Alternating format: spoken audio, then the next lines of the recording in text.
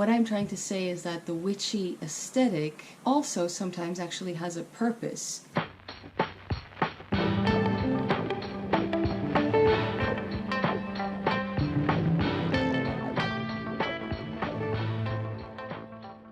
Hello everybody, I'm Anna from Astralladytarot in Amsterdam. Welcome to my channel. Today I want to talk about, well, something I call my tarot table, but I also often call it an altar. Whatever it is, it's a place where I gather items that I think can help my something I call intention work, or magical work, stuff like that. So to me that is very important. It's actually just a place to meditate, it's a place to do some self-work, whatever that is, do intention work as I said, and then also read the cards. I love reading the cards in this little corner of my house, of my home. I want to do an altar tour, but that's not all I want to do. I also want to start by talking to you about aesthetics, witchy aesthetics, or whatever that is. I feel that it has a little bit of a bad connotation, and I understand why, because witchy aesthetic is supposed to be pretty. It's supposed to look like something witchy. It's supposed to look like something magical, but that doesn't mean that it is. It's just about, well, what the word says, what the term says really, aesthetics. It's just about what it looks like. So where is the meaning in there? Now I have something that I have been thinking about for a long time now, and I just felt today like sitting down and talking to you very casually about these findings, about these thoughts, and please let me know what you think of all of this. So, aesthetics, or I should say maybe taste, or I should say maybe making a certain mood on the altar. So first of all, my altar is anything but minimalist. I'm definitely a maximalist. A lot of these things I will talk about are things that I just made, or I tweaked a little bit to make my own. Other things I have bought as they are. I'm not afraid to have some plastic things on the altar. I'm not afraid to, for instance, have alcohol on the altar. I'm not afraid to put down things like, for instance, my phone or my laptop, those things. And I'm saying afraid, but actually I just mean I'm totally comfortable with those things. That doesn't bother me at all. What does bother me, funnily enough, is, for instance, putting my phone on the cards. That I think is, doesn't feel right for some reason. But on this table, on this tarot table, pretty much everything is permitted, right? So you will see I have a specific taste. There are some colors that I like. There are some choices that I've made deliberately, and then many others just as a sort of decoration kind of thing. But that's what I want to talk about. Decoration on the altar or tarot table to me is totally fine, and I think to many of you watching as well, but it's worth saying it again. Let's just put it that way. It's not only about decorating so that it looks pretty. It's not only about decorating so that you just fill an empty spot right over there. Actually, it does have a purpose, in my opinion, in my experience. It does have a purpose to make things pretty, to make things nice to look at. It feels like a place where you have made a different atmosphere, a different universe on its own within your own house. So it feels safe and nice. It feels welcoming. It feels like a place where you can fully be yourself. At least that was my intention with this thing. So the decoration is, of course, to make it look nice, to make it look beautiful. But it's also very inviting because it's your own taste. You made it. So that is, first of all, how you feel at home in that area, how you feel at home just in this space. I am very lucky to have this corner in my home, so I have a pretty large table. I'm not sitting on the floor. Sometimes I wish I had a lower table where I could sit on the floor, but actually I kind of love my rocking chair. I always wanted a rocking chair, and I've had this one for, I don't know, maybe maybe a good 9 years now. That's very possible. But I like to have support for my back. It's just, yes, you are talking to a 32-year-old lady. Yeah, I just wanted to say I am very lucky to have such a big altar in my home. But, you know, I'm not taking it for granted. I definitely sit here a lot and do a lot of work, and I appreciate it a lot. So I'm very thankful for that, and I'm just very lucky to have that in my quite small apartment, really. But yeah, I'm happy about it. Second of all, it also, of course, sets this whole mood.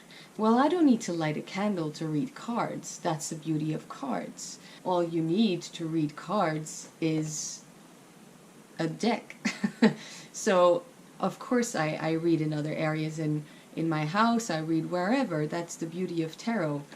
If I want to make it a little bit more special, if I want to, I don't know, feel the energy of the full moon or of the dark moon or of a certain Sabbath, or maybe, I don't know, maybe it's just a moment where I feel I need to do my own thing, so I don't want to necessarily put a known label to it. You know what I mean? It's just about setting the mood, lighting, for instance, all of the candles that I have right here, placed in some kind of a half circle so that there's plenty of space for me to work on the table. How do I say that? That is like the first step for me of the intention. That is the first step for me of the magical working. Usually it's in combination with the cards for me. So it starts off, most of the things that I like to do here definitely start or stop at working with tarot.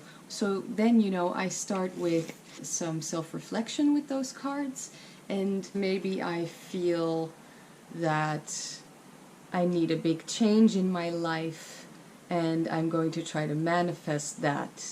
So we have the first step, sitting down and lighting all the candles. That means setting the mood, making something pretty and inviting, but also it concentrates the energy in that very place. Okay? So the second step for me usually would be to draw some cards and journal on it. After that, if I feel the need, usually that's how it goes. A little bit, you know, naturally, organically. I don't plan many things. If it's not, you know, as I said, a Sabbath or an Esbat, this is really usually how it goes, as I said. Then the next step after that is, okay, maybe I feel I need a little bit of extra something, extra intention, extra magic, extra, you know, something to inspire me a little bit more, and I would make a sigil or whatever it is. It can be many different things. Yeah, maybe I just carve a candle and I light it. It can be very intricate, but also very simple, and both is fine. That would be the third step, right? And then the fourth step, of course, would be to actually practice that practice in daily life, if you know what I mean. What I'm trying to say is that the witchy aesthetic also sometimes actually has a purpose. Well, I can tell you, for instance, I have these fake flowers. They really do not lie. They are definitely fake. From close up, but from far away as well. These are the cheap ones, okay? But they are made from plastic, obviously, or some form of plastic. I really like the look of it.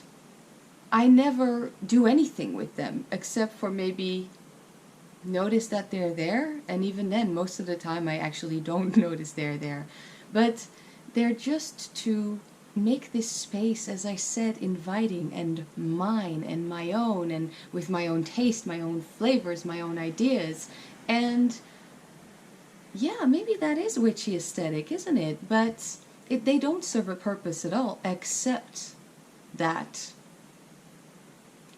in a way I feel that they do, because it adds to setting the mood. Now, what I said about lighting all the candles that I have here, for instance, I'm going to share something maybe a little bit silly with you, because I'm talking about tea lights and they don't really cost a lot of money, but I never made a lot of money in my life. Now, I am perfectly fine with that, because I love what I do and I can still live in this world, survive, buy nice things every so often. That's good enough for me. But there is that mindset. You know what I mean? You know what I'm talking about? That mindset when you never have a lot of money. People tend to live like they don't want to use anything that isn't necessary. I'm sure people can relate. So this was a long time ago, but I would, for instance, only light 2 candles. And I think, okay, well, lighting a candle just to make something pretty. Just a flame is so pretty and makes this beautiful light, right? So it does set a certain mood and can help with your intention, can help with the concentration, all that energy being here, and just it really sucks you into the work that you're doing, the work that we're doing on the altar. But I felt at a certain point like, I don't want to do that anymore. I just want to use what I have, because there's a huge difference in energy and feeling between lighting only 1 or 2 candles and lighting 10. Lighting 10 candles is like a gift to yourself. Lighting 10 candles at the same time that is just beautiful. It's the light in the eyes. Lighting a candle is just this example that I have. It's not just that I allow myself to do that, to light a lot of candles at the same time. Ooh, the decadence. But it's also actually that I felt that it helped the work. And that is the whole idea. That's the whole purpose of having this space. If I don't use it properly, in the way that I feel I get most out of it, then what am I doing? Why am I depriving myself of these 8 extra candles? They're not extra, they're part of the whole. This example that I'm using, the tea lights, the candles, or like I also like these large black candles. I like the black ones as well. I like that energy a lot, a little bit of darkness, unknown, and then, yeah, lighting it. But it's the same as, except visually, it's the same as, for instance, lighting incense. I have my favorite perfume, or whatever that's called. That, of course, sets the mood in a different sense, literally, the sense of smell. That helps me relax, get into that. Obviously, some stuff in the back of my mind is going on. I recognize this smell, and last time I had these great results with this other work that I did here. So you know what I mean? These connections in the brain, connections in the body, connections in the senses. And then the same thing is happening with these candles. The flames, like I said, they cast this beautiful light, and so that helps just envelop yourself in this thing that I want to do, this thing that I want to manifest, this setting, this atmosphere, this mindset, all very important. I hope I made my point there. I hope it wasn't too rambly, but you know, I'm going to do somewhat of an altar tour. I feel that it is very personal, but I already showed so much of it in other videos, so might as well explain a little bit. So it is during the day, it's the afternoon, and I am not going to light any candles at this point. I usually leave that up to the more darker hours. I feel that then those are the moments, obviously, where I get the most out of making this space feel more magical, even more magical. Okay, let's go. First of all, let's back up a little bit. This is what I've got going on here. My table, and I put these curtains up. I had this idea when I moved into this apartment that I wanted, because I knew that this space would be for my tarot table, that I wanted these curtains in this shape. It kind of feels sheltered in a way, you know what I mean? This is a very cheap and plastic mirror that I've actually painted in chalkboard paint. Works alright, but unfortunately when putting it back together I had a big crack over here, but this is where I would draw, well, pretty much anything. You can see right now there is still the element of fire quite boldly drawn. The backdrop is actually something that I've made. This is a beautiful, beautiful, looks medieval fabric, and I love this gold and this type of green together. Looks like medieval fabric. Very expensive fabric that my mom gave me, and I made this kind of tapestry of it. So I also bought this fabric. You can see it kind of, it is reminiscent of the woods. Now my idea was, you can see here, this is a tree. See those leaves? And then over here as well, leaves, and you can tell that some things were made with the sewing machine, and some things were, just like these leaves, embroidered onto the fabric, and that handwork really does make it quite magical. You can see some trees and leaves, as I said. This as well, love this pattern. This is an old Victorian wallpaper, and I freaking love it. You can see some deer, right? And here you can see the water, and so I put this fabric to make it looks like water. And I didn't actually finish it, but you can see behind here, this is supposed to be the cutest little fox, but I've covered it up because I wanted this black, well, it's a scarf, but it's kind of like a centerpiece thing where I clip different things like a vision board kind of thing. These are my little moon cards that I've made. Really happy with those.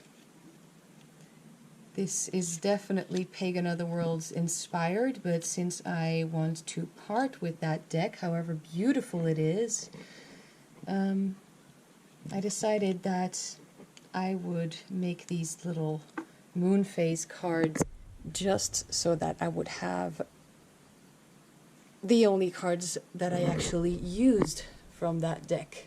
Let's see what else. Oh yeah, so back here there's this deer, male deer, and over here these types of plants that I always loved the look of.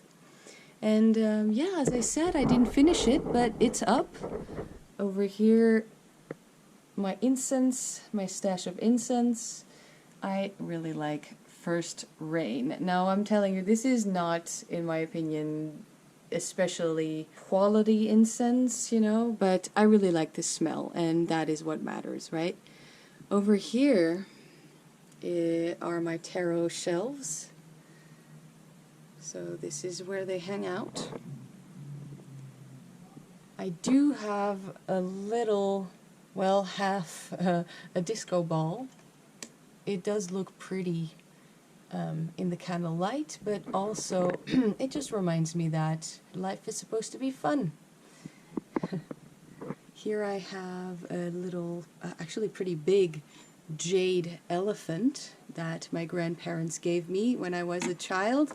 As a kid, and actually still, I think to this day, elephants are my favorite animal. Here are the beautiful plastic flowers that I was talking about.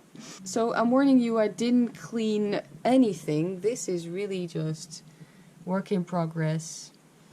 This is a little dish that I wood stained into a little bit darker wood. This is actual glass. But in there, I think, is really disgusting tequila mix. Now, I have another one over here where I did pour out the disgusting tequila mix because I obviously just bought it for the shape of this glass that I very much love. This one is filled with all different wish stones. See? And the other day, I just randomly pulled some out and put them here. I just really like the idea of them, and then sometimes I use one and give it back to nature. But it's also maybe a little bit of a collection somehow. Anyway, this one I kept the disgusting tequila mix in. You can probably tell I like green, so I think as long as this is still green, I'm going to keep it this way. It's kind of maybe alien-ish. This is also green glass, and in here I have some chalk for my chalkboard, but also for, well, you can tell over here I have a little paper, black paper, that I did buy. It's just a black paper pad that I bought especially for writing things down on little pieces of paper that I then take with me or use in here. I write on it with chalk or with this pen if it's just a white marker. With this marker, if I want to keep it a little longer, or if I actually take it with me, you know, the chalk would eventually rub off, and then sometimes I don't want that to happen. But this is a part of that witchy aesthetic kind of thing that I was talking about. You know what I mean? Because I love everything on my altar to be quite dark. A friend of mine the other day, she said, we don't know each other that well yet, but she was just looking at me and she said, in a very kind and respectful way, that I have this dark energy. And that sounds different in English than it does in Dutch. She just meant that I am a little bit introverted. I am a little bit, you know, within that, comfortable within just all of this dark stuff. And she's absolutely right. And I just stopped using, in my opinion, ugly white paper to write these things onto. And I just went ahead and bought this black paper, and it feels so much better. It is again part of that mood, part of that it feels magical, therefore it is kind of thing. Hope you see what I mean. So in here I have some spare tea lights. I have also a plastic witch finger. Nice. Here I have the pendulum I never use, a really cute little box with some needles in there to pin into my doll. This is a representation of myself. This is my puppet. This is my doll. And yes, she is black. And yes, she has horns. I don't know, guys. That's just what felt right to me, and I am okay with that. Again, if you've seen any of my videos, you know Trionfi della Luna is my tarot deck, and I feel welcomed by the little monsters, and so yeah. Here is this little cute dish that I keep most of my rings and stuff on. They all have, this is just a mess, but you know, I don't mind. This is, they all have these, what are these called? Semi-precious stones, crystals. This is an amethyst. Again, a little wood-stained thingy to put, usually I put my drink on there. This is a representation of the sun, or on the right side of the altar, the god, the active, the male aspect, and then over here with my selenite, this is the female intuitive side. So you can see there is this balance, this idea of balance. And right next to it there's this huge wishing stone. And this one is perfect because it's round in shape and quite moon colors, you could say, you know, light gray. That is definitely for the goddess, or, you know, the feminine. I don't really put a name to it. And then over here, I don't know if you've noticed, is another large stone. This one fits in my hand perfectly too. The band around it is warm in color, so perfect for this side of the table. I thought that was just so perfect. Then over here in the middle, yes, I did get a little cauldron, and I actually do use it, yeah, just to burn stuff in. Here I'm sure you've seen my, my homemade DIY Orphic egg symbolism. This, you guys, is a yoni egg, and it's cute, but it's going nowhere near my yoni. But it is so perfect for the energies I'm working with, for the intentions that I'm setting, for the things that are happening in my life. It's actually manifesting, it's beautiful, but most of all, it is self-work. So this is a black obsidian. That is just so perfect, because if I understand, it's something along the lines of cooled lava, and then it turns into this black glass kind of thing. Is that what it is? So, of course, lava, magma, fire, yes. And then in the shape of an egg, definitely. I don't know if you've seen my first sigil video, which I talked about this sigil in the form of an egg, and then later on this egg had to crack open. So I am also working with egg symbolism in a way, and this is with fire and the Orphic egg. This is chaos, this is the beginning, this is, to me, the beginning is fire with this snake candle holder. I mean, I can just keep talking about this and still not make any sense, but I think I did make a little bit of sense here and there. But I'm sure you can tell that I'm actually in love with this. I really like that this happened like that this just happened in this way. Over here, really cheap but cute, three-legged, a mirror here with the blue tea lights. Actually, over here is where I burn my incense. I usually have these sticks. I just feel that that's the most convenient way for me right now to burn incense. There's no sand in here, it's salt. And so salt definitely grounds me in my body. As a child, I used to ask every day for a little bit of salt in the palm of my hand, and I would just eat it like that. I definitely needed that every day. I think it's because at a later age we discovered that I have low blood pressure, which is strange because everyone in my family has high blood pressure, but a low blood pressure meant that I felt faint. And so, you know, like in my experience, it kind of feels like going off into the clouds, going off into my head, and I would yawn all the time. Those are the signs. And then I would take a little bit of salt, and I still do to this day, every so often when I feel I need it, and there you go, I'm back in my body, it grounds me. So isn't that wonderful? That salt is also traditionally, or earth, but you know, salt is traditionally the symbol of earth. The element of earth on the altar. So I do still respect that because I have earth, right? This tequila disgustingness is my water.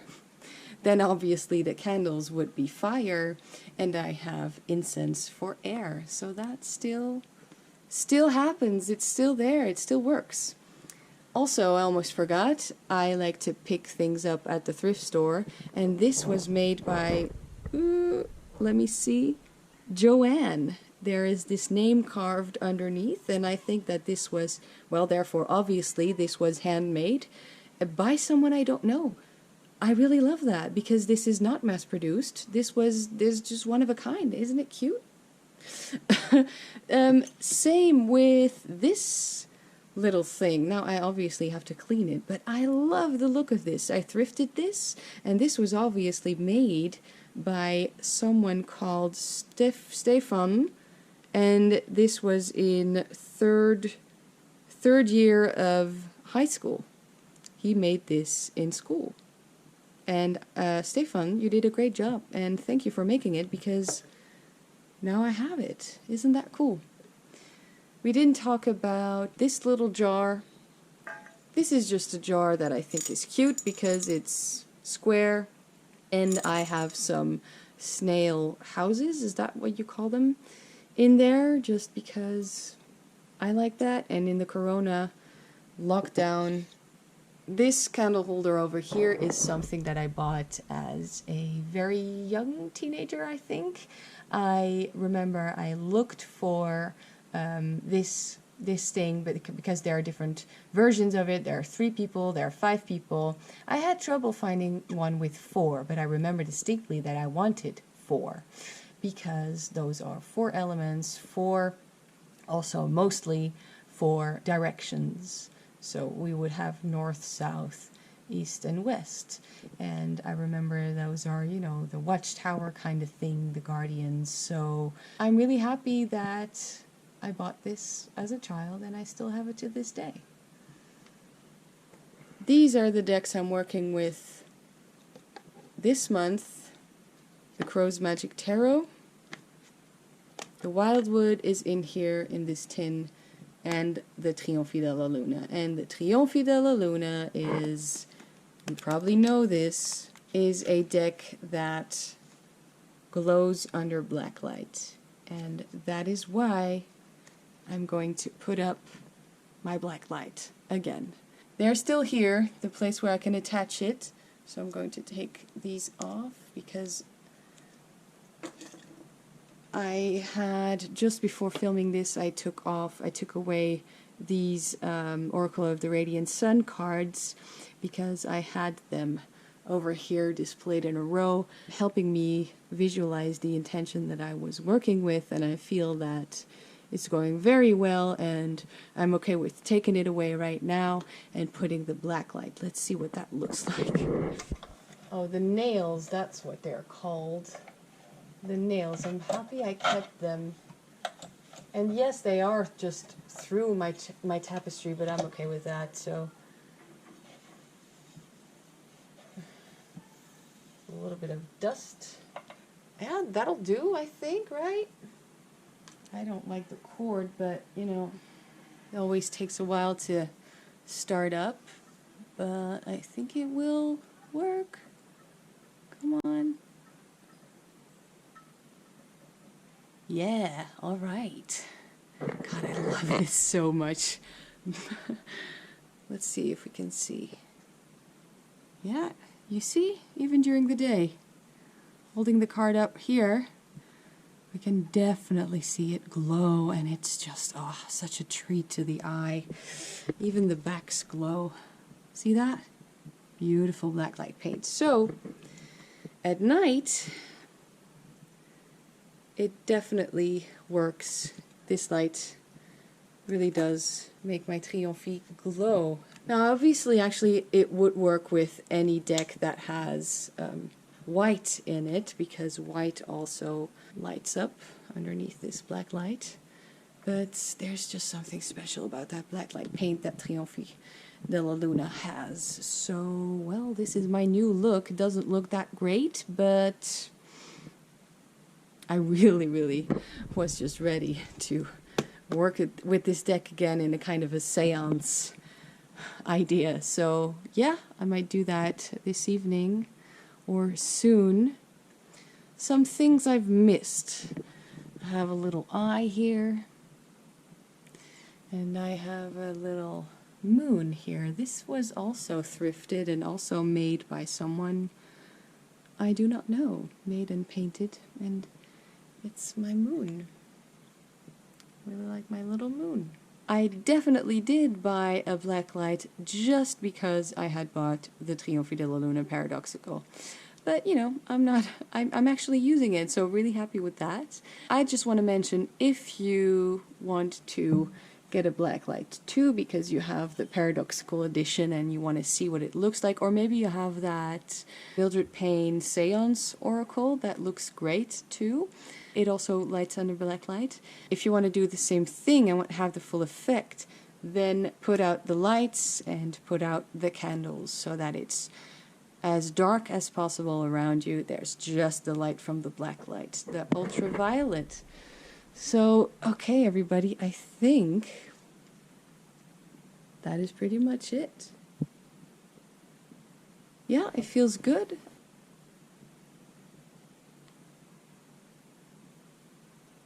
Thank you so much for watching. If you've made it this far, I'm proud of you. These were my ideas about witchy aesthetic. I'm not sure if that is actually the right term for what my experiences were, but you know, it does help to set the mood. It definitely is like a startup for that energy that we are so often looking for. I have noticed, maybe I said that before, but still, nothing's changed. I have noticed that many of you watching are not subscribed. It would mean a lot to me if you did, so that you can stay tuned for when I make a new video, when a new video is up. I don't want this whole long candle. I think I'm going to make 2 short ones out of it. Alright, like that. And then you cut the wick in between, light it, and you got 2 candles. That's a witchy tip from me to you. Okay everyone, thank you so much for watching, making it this far, and let me know in the comments please what you think of what I said about this whole aesthetic thing, and maybe what you thought of my table over here. Okay, I'll see you all in the next one.